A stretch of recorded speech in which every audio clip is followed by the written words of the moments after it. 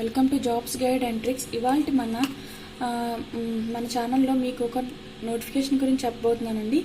అయితే ఇది వచ్చేసి government of Andhra Pradesh health medical and family welfare department, government of general hospital Kakinada east Godavari district నుంచి మనకి ఈ నోటిఫికేషన్ రిలీజ్ అయింది. అయితే మనకి ఈ నోటిఫికేషన్లో మనకున్న పోస్టర్స్ ఏంటి అంటే child psychologist and staff nurses, lab technicians, receptionist come clerk and pharmacist, dark room assistant and theatre assistants, MNO and FNO on contract basis, outsourcing basis మీద వీళ్ళు మనకి ఈ నోటిఫికేషన్స్ అయితే రిలీజ్ చేయడం జరిగింది. అలాగే teaching hospitals under the administrative control DME AP Vijayawada వాళ్ళ దగ్గర నుంచి general hospital Kakinada notification for certain posts on contract or outsourcing basis under the control of Director of Medical Education to work in Government General Hospital Kakinada, initially period of 1 year. చూసారా, మనకి contract basis అవుట్సోర్సింగ్గా కానీ కాంట్రాక్ట్గా కానీ మనం ఈ జాబ్స్లో join అయితే period of 1 ఇయర్లో మీకు contract ఇస్తున్నారు.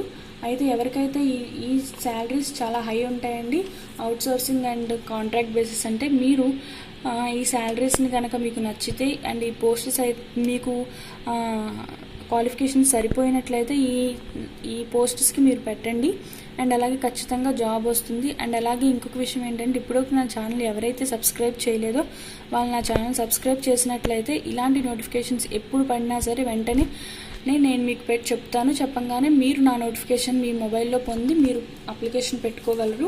అండ్ అలాగే ఈ నోటిఫికేషన్ ఇప్పటివరకు ఎవరు స్కిప్ చేయకుండా చూడండి.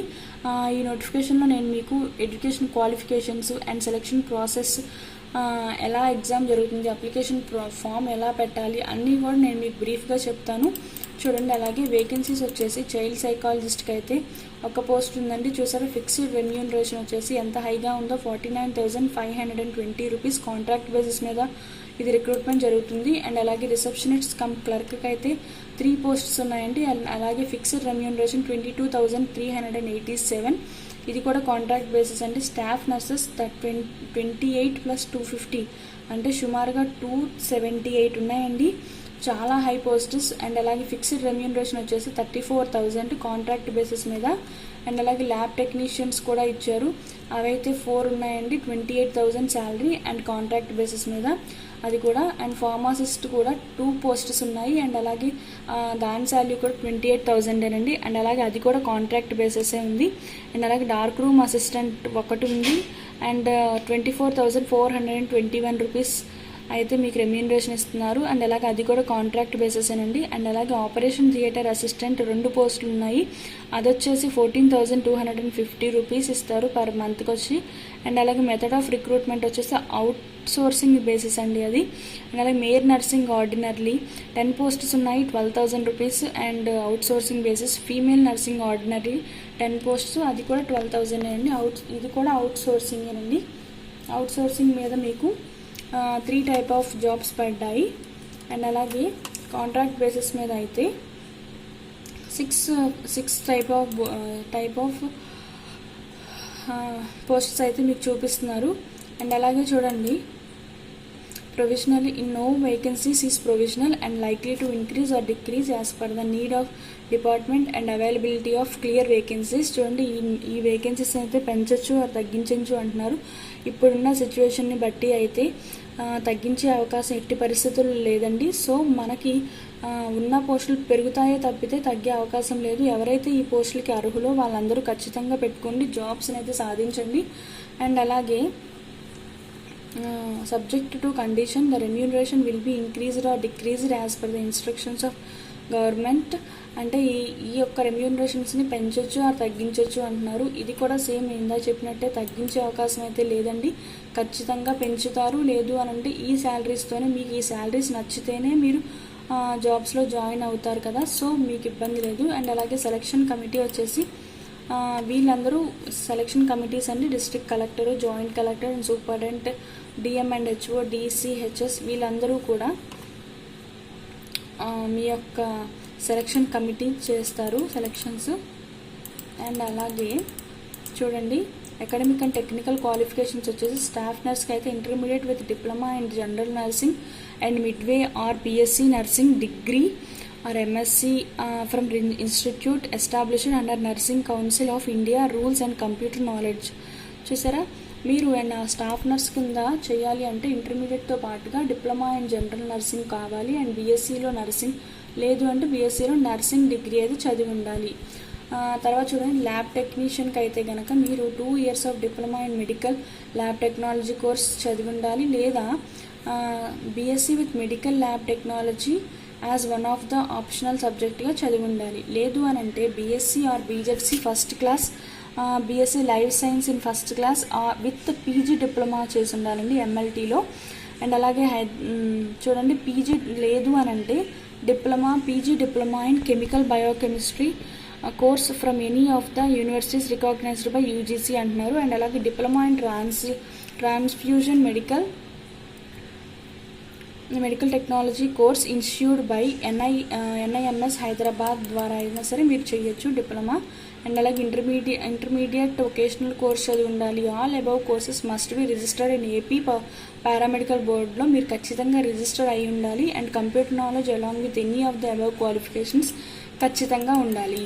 అండ్ అలాగే చైల్డ్ సైకాలజిస్ట్కి అయితే కనుక must possesses a degree of MA psychologist of a university of India established or incorporated by or under central act, provisional act or state act or an institute recognized by the university grants commission or in equals qualification అంటున్నారు. అంటే మీరు must and షుడ్గా degree MA psychologist చదివి ఉండాలి and must possess PG Diploma in Child Psychology and Family Relations of University recognized by the University Grants Commission MED or BED from recognized universities నుంచి child సైకాలజిస్టులు అయితే కావాలంటున్నారు. And అలాగే చూడండి, receptionist come క్లర్క్కి అయితే graduation in any discipline అంటున్నారు. And PG diploma in computer applications అయితే కావాలంటున్నారు. And అలాగే working knowledge of English, Hindi, Telugu and any other regional languages అయితే మీకు వచ్చుంటే బెటర్ కదండి. అండ్ రిసెప్షనిస్ట్ కమ్ క్లర్క్ అంటున్నారు కాబట్టి మీకు లాంగ్వేజెస్ కూడా అడుగుతున్నారు. అండ్ అలాగే ఫార్మసిస్ట్కి అయితే pass in intermediate with science group with a diploma in pharmacy and awarded by the Andhra Pradesh State Board of Technical Education and graduate in pharmacy from the recognized institutes and recognized with AP Pharmacy Registration Council నుంచి మీకు pharmacist అనే certificate కావాలి. And అలాగే dark room అసిస్టెంట్కి అయితే certificate a having successfully completed a training course for dark room assistant in recognized institution provided that preference shall be given to the candidates who have passed CRA examinations అంటున్నారు. And అలాగే theater అసిస్టెంట్కి అయితే కనుక 10th class equivalent and first aid certificate from a recognized university with experience certificate of more than 5 years experience కావాలంటండి. And అలాగే male nursing అయితే కనుక 10th క్లాస్తో పాటుగా ఫస్ట్ ఎయిడ్ సర్టిఫికేట్ కావాలంటున్నారు. సక్సెస్ఫుల్గా కంప్లీట్ చేసినట్టు training of first aid courses కావాలంటున్నాడు. And అలాగే సేమ్ ప్రాసెస్లో ఫీమేల్ నర్సింగ్కి కూడా అంతేనండి. అండ్ అలాగే చూడండి, ఇక్కడ తర్వాత వచ్చేసి మనకి method of selection total marks 100 అయితే 75 marks will be allocated against marks obtained in qualifying examination, that is aggregating marks obtained in చూడండి all the years in the qualifying examinations. మీ క్వాలిఫైయింగ్ ఎగ్జామినేషన్స్ 75% మార్క్స్ని తీస్తాడు. అండ్ అలాగే weightage up to the maximum of 15 marks will be of staff working in 104 HDS, CDS, ఆరోగ్య సిరి, త్రుమా care and ఇలాంటి వాటిలో మీరేమన్నా outsourcing basis కింద కానీ కాంట్రాక్ట్ బేసిస్ కింద కానీ చేస్తున్నట్లయితే మీకు 15% ఆఫ్ మార్క్స్ ఎక్స్ట్రా ఇస్తారు. అండ్ అలాగే up to 10 marks at 1 mark for each completed year after passing A required qualification to the set post. ఒకవేళ మీరు ఈ 10 మార్క్స్ మ్యాక్సిమం ఎందుకు అంటే మీరు ఒకవేళ కనుక ఫర్ సపోజ్ మీ డిగ్రీ 2006లో అయిపోయింది అనుకోండి, 2006 నుంచి ఒక్కొక్క ఇయర్కి ఒక్కొక్క మార్క్ చొప్పున పెంచుకుంటూ అప్ టు 10 marks వరకు అయితే మీరు ఇస్తారు. మీ డిగ్రీ గనక అయిపోయి 10 years అయితే మీకు 10 marks ఎక్స్ట్రాగా కలుస్తాయి. ఓకే అండి, మీ డిగ్రీ అయ్యి 5 years అయితే 5 marks కలుస్తాయి. అండ్ అలాగే particulars of weight age of 15 marks as shown it. 2.5 marks 6 months of tribal ఏరియాలో చేసున్నట్లయితే 2.5 మార్క్స్ అండ్ 2 మార్క్స్ వచ్చేసి 6 months రూరల్ ఏరియాస్లో చేసుంటే, అండ్ అలాగే 1 మార్క్ వచ్చేసి 6 months చేసుండి అర్బన్ ఏరియాస్లో చేసుంటే మీకు ఇలాంటి మార్క్స్ వస్తాయి. No marks will be given for the service render less than 6 months కన్నా మీరు తక్కువగా చేసినట్లయితే మీకు 1 మార్క్ కూడా రాదు.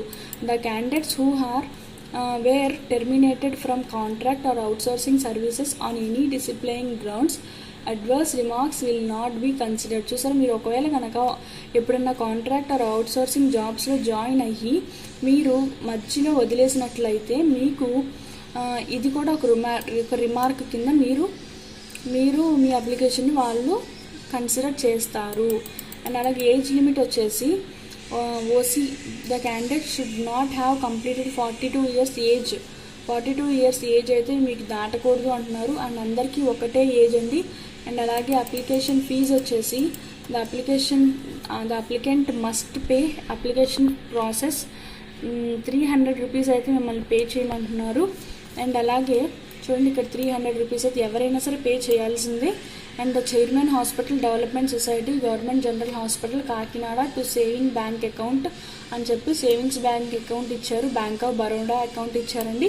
అండ్ అలాగే IFSC కోడ్ ఇచ్చారు. SC ST ex service mens and applicant shall pay 200. SC ST PH అండ్ ఎక్స్ సర్వీస్ మెన్స్కి అయితే ఓన్లీ 200 పే చేయమంటున్నారు. అండ్ అలాగే in the above mention bank towards the application processing fee, ఆ అబౌవ్ బ్యాంక్ ద్వారానే ఆ 200ని కూడా పే చేయమంటున్నారు. అండ్ అలాగే చూడండి, లోకల్ క్యాండిడేట్స్కి అయితే కనుక 4th to 10th class issued certificates అయితే కావాలి. అండ్ అలాగే చూడండి, హౌ టు అప్లై అంటే మనము చూడండి ఒక వెబ్సైట్ అయితే ఇచ్చారు. ఆ వెబ్సైట్ నుంచి మీరు రిజిస్టర్ చేసుకొని submit field and applications relevant enclosures by registered post or persons who have hand over special counter provided in the office of the Superintendent Government General Hospital Kakinada at 18/7/2020. చూసారా, ఈ date last date అండి. మీరు 18వ తారీఖు కల్లా సాయంత్రం 5 కల్లా మీ application అయితే మీరు సూపరింటెండెంట్ ఆఫీస్లో గవర్నమెంట్ జనరల్ హాస్పిటల్లో తీసుకువెళ్ళి మీరు సబ్మిట్ చేయాల్సి ఉంటుంది. అలా కనుక సబ్మిట్ చేస్తేనే మీ అప్లికేషన్ని వాళ్ళు కన్సిడర్ చేస్తారు. 18th డేట్ కన్నా మీరు తర్వాత రోజు వెళ్ళినా 5 PM కన్నా తర్వాత వెళ్ళినా సరే మీ అప్లికేషన్ని వాళ్ళు సబ్మిట్ చేసుకోరు. సో మీరు హరి అప్ తొందరగా చేయండి అండ్ అలాగే జాబ్ని పొందండి. అండ్ అలాగే వచ్చేసి the appointments are purely or temporary basis అంటున్నారు. చూడండి, మనకి పైనే చెప్పారు అవుట్సోర్సింగ్ ఆర్ కాంట్రాక్ట్ బేసిస్ అని. Period of 1 year. The candidate should work in the government general hospital Kakinada in any other place according to the need to department. ఒకవేళ కనుక వాళ్ళు వేరే ఏ ప్లేసెస్కి వెళ్ళమని చెప్పినా సరే మీరు వెళ్ళాల్సి వస్తుంది. The candidate should reside their bona fide headquarters only. Okay అండి. ఎన్క్లోజర్స్ చూడండి ఒకసారి, మీరు ఏమేమైతే చెక్ లిస్ట్ అండి, ఇది ఏమేమైతే కావాలి అని ఒకసారి చూపిస్తున్నారు చూడండి. Marks memos, academic and technical క్వాలిఫికేషన్స్ని యొక్క సర్టిఫికేట్స్ కావాలి. అండ్ ప్రొవిజనల్ పాస్ సర్టిఫికేట్స్ కావాలి. SSC or its equivalent certificates or date of birth certificates కావాలి. అలాగే లేటెస్ట్ క్యాస్ట్ సర్టిఫికేట్ కావాలి. తహసీల్దార్ నుంచి కన్సిడర్ చేయాలి. స్టడీ సర్టిఫికేట్ లోకల్ క్యాండిడేట్స్కి అయితే కనుక study certificate 4th to 10th class study certificates అయితే కంపల్సరీగా కావాలండి. అండ్ అలాగే ఒకవేళ నర్సింగ్కి అప్లై చేస్తే వాళ్ళు అయితే certificate of registration AP nursing and midwives council of candidates applying for staff nurse post with up to date renewal కావాలండి. అప్ టు డేట్ రెన్యువల్ అయి ఉండాలి. అండ్ అలాగే certificate of registration in AP paramedical board for the candidates applying for the post of lab technician, pharmacist and dark room assistant కి కావాలి. And అలాగే handicappeds అయితే కనుక వాళ్ళ హ్యాండిక్యాప్డ్ యొక్క సర్టిఫికేట్స్ కావాలి. అండ్ అలాగే చూడండి, బ్యాంక్ అకౌంట్ అయితే ఈ bank account savings bank account bank of బరోడాలో మీరు మీ యొక్క ఫీజుని అయితే కట్టాల్సి వస్తుంది. అలాగే మీ యొక్క అప్లికేషన్ని